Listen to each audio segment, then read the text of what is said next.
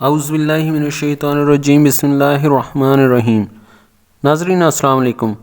آج آپ کے لیے احساس پروگرام کے تحت چلنے والے پروگرامز کے بارے میں انتہائی اہم اپڈیٹ لے کر حاضر ہوئے ہیں۔ جیسے کہ احساس وسیلہ تعلیم پروگرام کے بارے میں آپ کے لیے 2 اہم اپڈیٹس ہیں جن کا جاننا آپ تمام دوستوں کے لیے بے حد ضروری ہے تاکہ آپ بلا تعطل اپنے بچوں کے تعلیمی وظائف حاصل کر سکیں۔ اس کے ساتھ ساتھ آپ کے ساتھ کچھ ایسی ضروری چیزیں شیئر کریں گے جو ڈاکٹر ثانیہ نشتر نے خاص طور پر آپ لوگوں کے لیے بتائی ہیں۔ ان تمام اپڈیٹس کی مکمل تفصیلات آپ کے ساتھ شیئر کرتے ہیں، لیکن اس سے پہلے تمام نئے آنے والے دوستوں سے گزارش ہے کہ اگر ابھی تک آپ نے چینل کو سبسکرائب نہیں کیا تو چینل کو سبسکرائب کر کے بیل آئیکن کو ضرور دبائیں تاکہ آپ 100% درست اور تصدیق شدہ معلومات بر وقت حاصل کر سکیں، اور کوشش کیا کریں کہ ویڈیو کو مکمل دیکھیں تاکہ آپ تمام اہم معلومات سے آگاہ ہو سکیں اور اسی طرح ان پر عمل کرتے ہوئے فائدہ حاصل کر سکیں۔ ناظرین، بڑھتے ہیں اپڈیٹس کی جانب اور آپ کو بتاتے ہیں کہ احساس وسیلہ تعلیم پروگرام کے لیے حکومت نے جو ایپ جاری کی ہے اسے استعمال کرنے کا طریقہ کار سمجھنے کی ضرورت ہے۔ بہت سے لوگ شکایت کرتے ہیں کہ جب ایپ کے ذریعے بچوں کی رجسٹریشن کی کوشش کرتے ہیں تو رجسٹریشن نہیں ہو پاتی۔ اس کی کیا وجہ ہے؟ دوستو، وہ گھرانے جنہوں نے ابھی تک احساس کفالت پروگرام کی پہلی قسط وصول نہیں کی ہے، وہ لوگ تعلیمی وظیفہ ایپ کے ذریعے اپنے بچوں کی رجسٹریشن نہیں کروا سکتے۔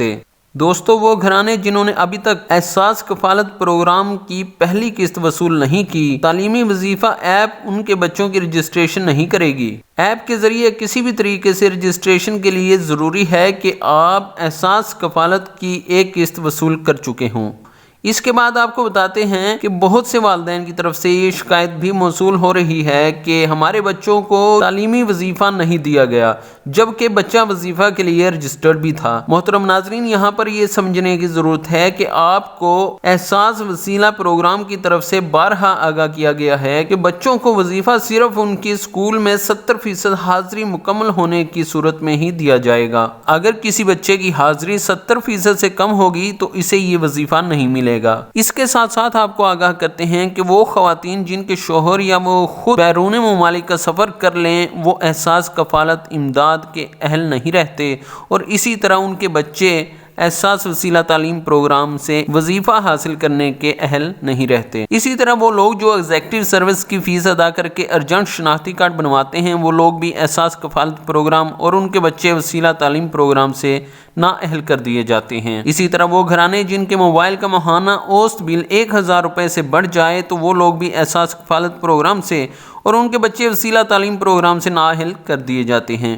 لیکن ان تمام صورتوں کے باوجود وہ لوگ احساس راشن رعایت پروگرام سے ماہانہ راشن حاصل کرنے کے لیے اپلائی کر سکتے ہیں۔